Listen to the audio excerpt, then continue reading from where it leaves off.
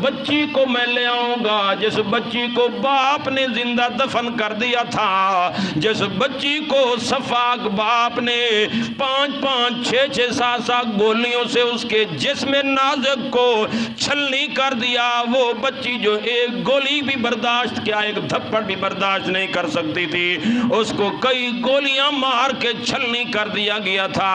اللہ اس بچی کو کل قیامت کی عدالت کے اندر بلائیں گے، وہ جب سامنے آئے گی اللہ پاک اس بچی سے پوچھیں گے بے ای ذنب قتلت، بے ای ذنب قتلت، تجھے کس جرم کی وجہ سے قتل کیا گیا، تیرا جرم کیا تھا، تیرا کیا گناہ تھا، تو بالکل معصوم بچی تھی، نہ بولنے کے قابل، نہ ٹھوس غذا لینے کے قابل، نہ تو اٹھ سکتی تھی، نہ بیٹھ سکتی تھی، نہ چل سکتی تھی، نہ اتنا زیادہ رزق کھا سکتی تھی، بس ماں کے دودھ پر گزارا کرنے والی، نہ آہو بکا کرنے والی، نہ کسی کے سامنے فریاد رسی کرنے والی، تو ایک صنف نازک تھی، ایک گوشت کا لوتھڑا تھی، میں نے تجھے رحمت بنا کر میں نے بھیجا، تیرے باپ نے صفائیت کے ساتھ ظلم اور بربریت کے ساتھ تجھے کیوں قتل کیا، ذرا بتا تو صحیح۔ یقیناً وہ معصوم بچی، اللہ اللہ، وہ معصوم بچی اپنے باپ کی طرف اشارہ کرے گی، اے اللہ یہ میرا باپ ہے جس کو تو نے میرا باپ بنایا تھا، باپ تو رکھوالے ہوا کرتے ہیں، باپ تو محافظ ہوا کرتے ہیں، باپ تو اپنی بچیوں کی عزت و آبرو کے رکھوالے ہوا کرتے ہیں، لیکن یہ وہ باپ ہے کہ جس نے اپنے ہاتھ سے مجھے دفن کر دیا تھا، جس نے اپنے ہاتھ سے پسٹل لے کر میرے اوپر گولیوں کی بارش کر دی تھی۔ اس طرح کوئی بندہ دشمن کو بھی نہیں مارتا جتنا کہ اس نے اپنی بیٹی کو مار دیا ہے، قتل کر دیا ہے۔ اللہ کے سامنے وہ بچی استغاثہ کرے گی، اے اللہ یہ درندہ ہے، یہ میرا باپ ہے، میں بیٹی تھی تو نے مجھے بیٹی بنایا، میں خود تو بیٹی بن کر نہیں آئی تھی، تو نے مجھے بچی بنایا، بیٹی بنایا، لڑکی بنایا، میرے باپ کو لڑکی کی بجائے لڑکے کی ضرورت تھی، وہ لڑکا چاہتے تھے، لیکن اے اللہ تو نے مجھے اس کے گھر میں بھیجا ہے، لیکن اس نے میری قدر نہیں کی۔ کھایا لوگوں بیٹیوں کو بوجھ نہ سمجھا کرو، بیٹیوں کو کبھی اپنے لیے ذلت اور رسوائی کا باعث نہ سمجھا کرو، یہ اللہ کی طرف سے بڑی رحمت ہوا کرتی ہیں، ان کے دل چھوٹے ہوتے ہیں، یقیناً ان کے دلوں کے اندر والدین کی بڑی محبت ہوتی ہے، وہ نازک چیزیں ہوتی ہیں۔ اللہ پاک نے قرآن پاک کے اندر بھی میرے معزز سامعین ان بیٹیوں کے حوالے سے کل قیامت کا جو ہولناکی والا منظر بیان کیا ہے۔ پہلے دور کے اندر، جہلیت کے دور کے اندر جو لوگ اپنی بیٹیوں کو درگور کر دیا کرتے تھے، اللہ پاک نے ان کی تسلی تشفی کے لیے قرآن پاک کے اندر سورہ التکویر کے اندر اللہ پاک نے جہاں قیامت کے منظر کی تصویر کشی کی ہے، وہاں اللہ پاک نے یہ منظر بھی ہماری آنکھوں کے سامنے رکھا ہے۔ کون سا منظر ہے؟ اللہ پاک فرماتے ہیں جہاں بڑے بڑے حالات وہاں پیش آئیں گے، میں وہاں ایک اور حالت بھی سامنے لے آؤں گا تمام لوگوں کے سامنے، وہ کون سی کیفیت ہولناکی والی ہوگی؟ اللہ فرما رہے ہیں وَإِذَا الْمَوْءُودَةُ سُئِلَتْ، وَإِذَا الْمَوْءُودَةُ سُئِلَتْ۔ اللہ پاک نے آخری پارے کی اس سورہ تکویر کے اندر آغاز کے اندر اللہ پاک نے یہ منظر سامنے رکھ دیا ہے کہ جب کل قیامت کا میدان لگے گا، قیامت کے دن میں جب انصاف کا ترازو رکھوں گا، سارے اعلیٰ ادنا، چھوٹے بڑے، امیر غریب، ظالم مظلوم، وہاں سارے میری عدالت کے اندر کھڑے ہو جائیں گے، اور میں وہاں تمام لوگوں میں سے اس جہلیت والی رسم اور وہی جراثیم اس کے اندر پائے جا رہے تھے جن جہلیت کے کرتوتوں کو رسول اللہ مٹانے کے لیے آئے تھے۔ آپ صلی اللہ علیہ وسلم ان جاہلانہ رسم و رواج کے اگر گھر میں بچی پیدا ہو جائے تو زمانہ جاہلیت میں کیا کرتے تھے؟ زندہ درگور کر دیا کرتے تھے۔ اللہ اکبر۔ لیکن آج وہی درندگی اور وہی سفاکیت، وہی ظلم اور زیادتی اور وہی اندھیرا پن آج بھی ہمارے معاشرے کے اندر موجود ہے۔ بتایا جاتا ہے کہ وہ باپ وہ نوجوان لڑکا جو ہے سفاک ظالم درندہ کہ وہ تعلیم یافتہ ہے اور اعلیٰ سے اعلیٰ ڈگریوں کے اندر بہترین نمبروں میں وہ پاس ہوا ہے، اس کی وہ ڈگری کیا فائدہ اس کی ڈگری کا کہ معصوم بچی 7 دن کی محض اس وجہ سے اس نے اس کو موت کے گھاٹ اتار دیے کہ میرے ہاں لڑکا پیدا کیوں نہیں ہوا، لڑکی کیوں ہوئی ہے، جبکہ لڑکی اللہ کی رحمت ہوتی ہے، بیٹی اللہ کی کیا ہوتی ہے؟ یار بیٹے چھوڑ جاتے ہیں، بیٹیاں نہیں چھوڑتی، بیٹے الگ ہو جاتے ہیں، والدین بوڑھے ہو جائیں پھر بھی بیٹیاں ہوتی ہیں جو ترس کھاتی ہیں، لیکن لڑکے بعض مرتبہ ایسا بھی دیکھا گیا ہے کہ وہ اپنے گھر سے اپنے والدین کو نکال دیتے ہیں۔ اللہ اکبر۔ تو یہ وجہ صرف یہی نظر آتی ہے کہ اللہ کی کتاب کی دعوت نہیں ہے، قرآن پاک جو ہمیں بہترین اعلیٰ اقدار کی تعلیم دینے والا، انسانیت کی تکریم اور انسانیت کا درس دینے والا یہ قرآن، یہ جب تک نہیں ہوگا ہماری تعلیمات کے اندر، ہماری عصری علوم کے اندر، ہم نے تو دین اور دنیا کو ذرا الگ کر دیا، ہم نے کہا یہ سکول کی تعلیم الگ ہے، یہ دین کی تعلیم الگ ہے۔ جب ایک سکول کے ٹیچر کو یا اس کے متعلم طالب علم کو قرآن کی تعلیمات کا علم نہیں ہوگا تو وہ چاہے جتنی بھی ڈگریاں حاصل کر لے، جب اللہ کی کتاب کا نور اس کے دل میں نہیں ہے تو جہالت کا اندھیرا ہوگا کہ نہیں ہوگا؟ تو پھر اس میں سے وہ چاہے جو کر گزرے۔ اور آج ہمارے سیاسی لیول میں جتنے بھی لوگ ہیں وہ اللہ کی کتاب سے بہت دور ہے۔ دینی تعلیمات، خاص طور پر قرآن پاک، اللہ کی یہ کتاب کم از کم ہر بندے کو اس کتاب کا ترجمہ پڑھنا چاہیے، ہر بندے کو لازمی ہے، فرض ہے۔ اور جو خاص طور پر جو سیاستدان حضرات ہیں، ایم این اے، ایم پی اے، چیئرمین حضرات، میں سمجھو لیڈر جو ہو، اس کو تو چاہیے کہ وہ اللہ کی کتاب کا صحیح علم رکھنے والا ہو۔ نبی کریم صلی اللہ علیہ وسلم جہاں اللہ کے پیغمبر اور نبی تھے تو وہاں لیڈر بھی بڑے عظیم تھے۔ حضرت صدیق اکبر لیڈر تھے تو عظیم عالم بھی تھے۔ حضرت فاروق اعظم 22 لاکھ مربع زمین کے حکمران تھے، عظیم عالم و معلم بھی تھے۔ عظیم جہاں اور سیاستدان تھے وہاں اللہ پاک کی کتاب کا گہرا علم رکھنے والے تھے، ان کے اندر اللہ کا ڈر اور خوف اس وجہ سے تھا۔ جتنے بھی خلفاء، جتنے بھی مسلمان حکمران گزرے ہیں قرون اولیٰ کے اندر، میرے معزز سامعین، سارے اللہ کی کتاب کے نور سے منور ہونے والے تھے، اس لیے ان کے ادوار میں امن اور سکون نظر آتا ہے۔ اس لیے حضرت عمر رضی اللہ تعالیٰ عنہ کی عدالت اتنی مشہور و معروف کیوں ہے؟ وجہ کیا ہے؟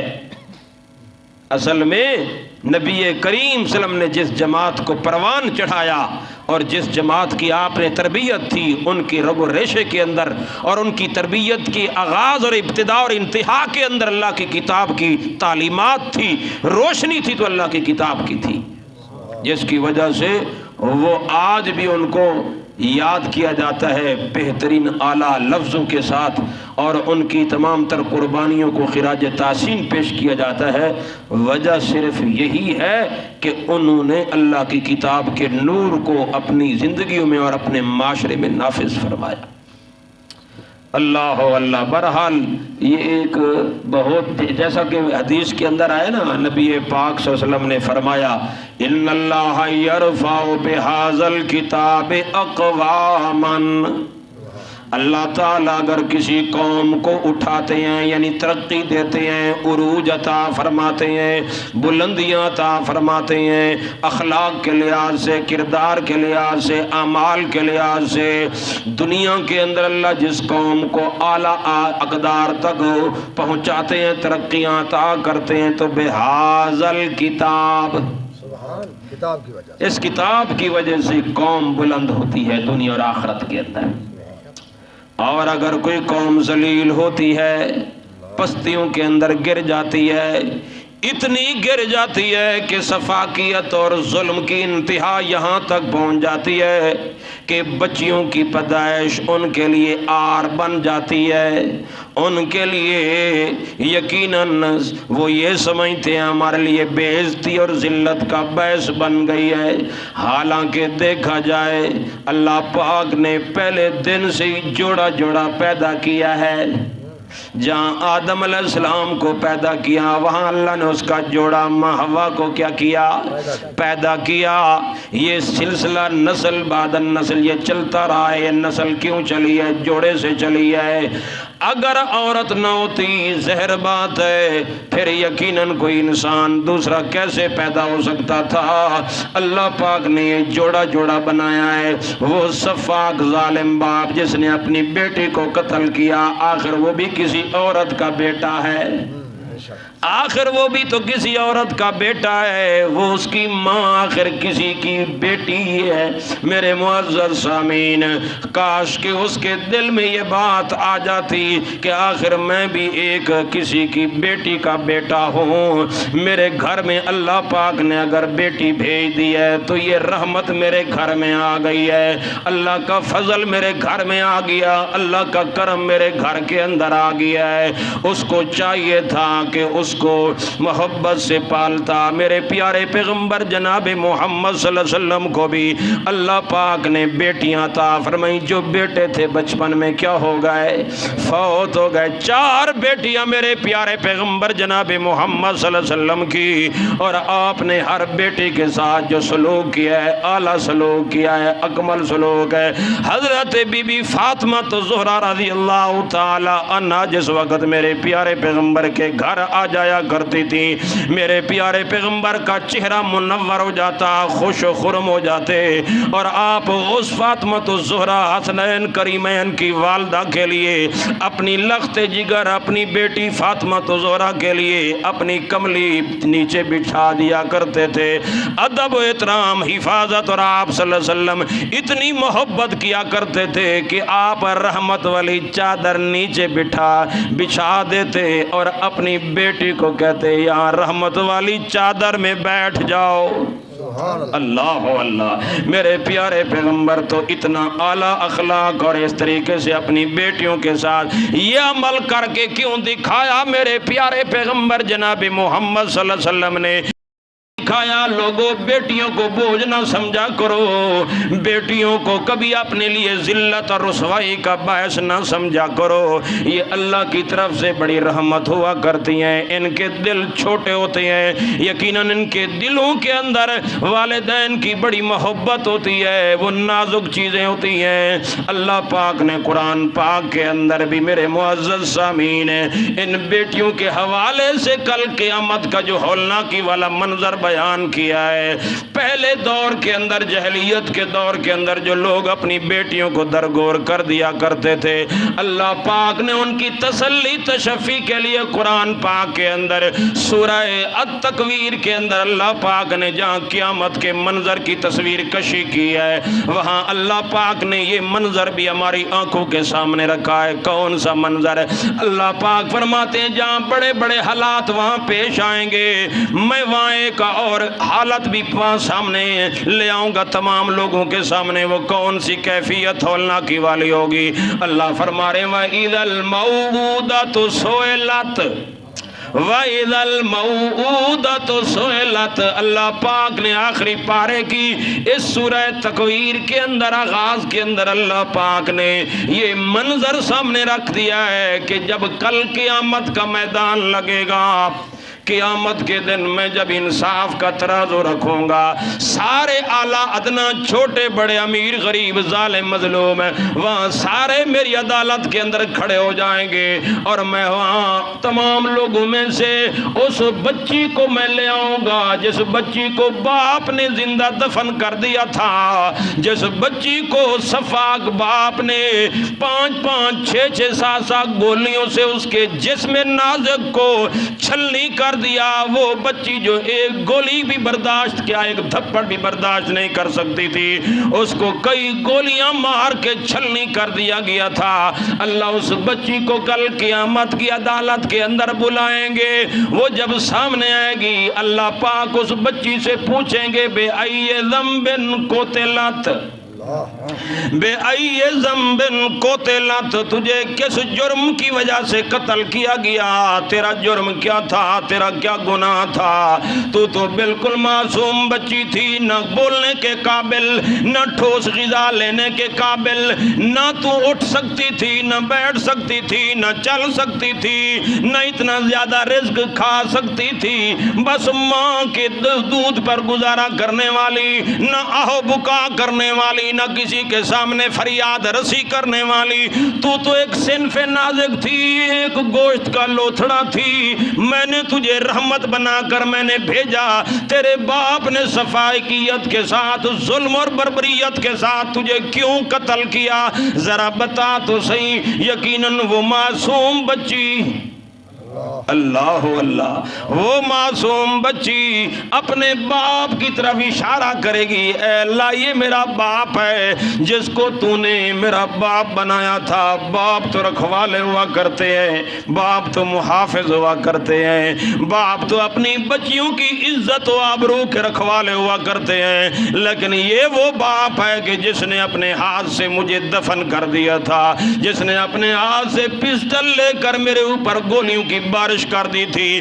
اس طرح کوئی بندہ دشمن کو بھی نہیں مارتا جتنا کہ اس نے اپنی بیٹی کو مار دیا ہے، قتل کر دیا ہے۔ اللہ کے سامنے وہ بچی استغاثہ کرے گی، اے اللہ یہ درندہ ہے، یہ میرا باپ ہے، میں بیٹی تھی تو تو نے مجھے بیٹی بنایا، میں خود تو بیٹی بن کر نہیں آئی تھی، تو نے مجھے بچی بنایا، بیٹی بنایا، لڑکی بنایا۔ میرے باپ کو لڑکی کی بجائے لڑکے کی ضرورت تھی، وہ لڑکا چاہتے تھے، لیکن اے اللہ تو نے مجھے اس کے گھر میں بھیجا ہے، لیکن اس نے میری قدر نہیں کی، مجھے مار دیا، قتل کر دیا۔ اے اللہ کے سامنے جب اس معصوم بچی استغاثہ کرے گی، کون بلوائے گا؟ وہ دنیا میں تو وہ بول نہیں سکتی تھی، دنیا میں فریاد نہیں کر سکتی تھی، دنیا میں کچھ بھی نہیں کر سکتی تھی، لیکن کل قیامت کے دن اللہ پاک اس کو قوت گویائی دیں گے تو وہ مقدمہ اللہ کی عدالت کے اندر دائر کر دے گی۔ اے اللہ، اے میرے پروردگار، تو نے مجھے بچی اور لڑکی بنایا تھا، اس میں میرا تو کوئی اختیار نہیں تھا، نہ میری ماں کا قصور نہ میرا قصور۔ بعض لوگ تو ایسے درندے بھی ہیں کہ بچیوں کے ساتھ بچی کی ماں کو بھی ختم کر دیتے ہیں، اور بعض بچیوں کو تو زندہ چھوڑ دیتے ہیں، لیکن بچی کی جو ماں ہوتی ہے اس کا جینا حرام کر دیتے ہیں۔ ہمارا معاشرہ ایسے ہے کہ اگر مسلسل 3 4 5 6 بچیاں پیدا ہو جائیں تو جاہل لوگ سمجھتے ہیں کہ بس یہ ساری رندہ ساری بیوی دا بڑا قصور ہے، اس کو کوستے رہتے ہیں، اس کو گالیاں دیتے رہتے ہیں، پورا خاندان کا خاندان اس کے پیچھے پڑ جاتا ہے۔ وہ اللہ کے بندو، اس کا کیا قصور ہے؟ وہ تو خاتون ہے، خالق کون ہے؟ اللہ تعالیٰ نے تو قرآن میں فیصلہ کیا ہے، اللہ تعالیٰ فرماتے میں جس کو چاہتا ہوں بیٹیاں عطا کرتا ہوں، جس کو چاہتا ہوں بیٹے عطا کرتا ہوں، جس کو چاہتا ہوں یزوجہ، میں اس کو ملا جلا کر بیٹے اور بیٹیاں ملا کر دیتا ہوں، جس کو چاہوں کچھ بھی نہ دوں۔ کون ہے دینے والا؟ اللہ کے فیصلے پر اعتراض کرنے والا مسلمان کیسے ہو سکتا ہے؟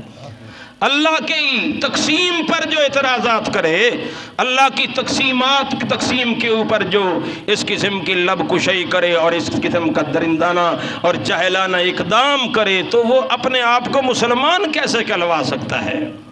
اللہ تعالی ہدایت نصیب فرمائے۔ بہرحال میرے معزز سامعین، اللہ تبارک و تعالی نے یہ کتاب دی ہے، اس کتاب کے ذریعے سے اپنے معاشرے کو سدھارو، عام کرو قرآن کی دعوت۔ ہماری جہاں تک طاقت ہے بس ہے، ہم تو دعوت قرآن دے رہی ہیں، اور سب سے بڑے مجرم وہ لوگ ہیں جن کو اللہ پاک نے بڑے بڑے سٹیج دیے ہوئے ہیں، یہ جہاں تک ان کی آواز پہنچ سکتی ہے وہ صرف خطابت کی حد تک رہ گئے ہیں، اور وہ لوگوں کی درمیان اس طریقے سے تربیت نہیں کرتے کہ ہر بندہ بذات خود بھی اور اپنی آل اولاد کو بھی قرآن کی ذریعے سے ان کے دلوں کو منور کرے کہ قرآن کی دعوت ہر بندے تک پہنچ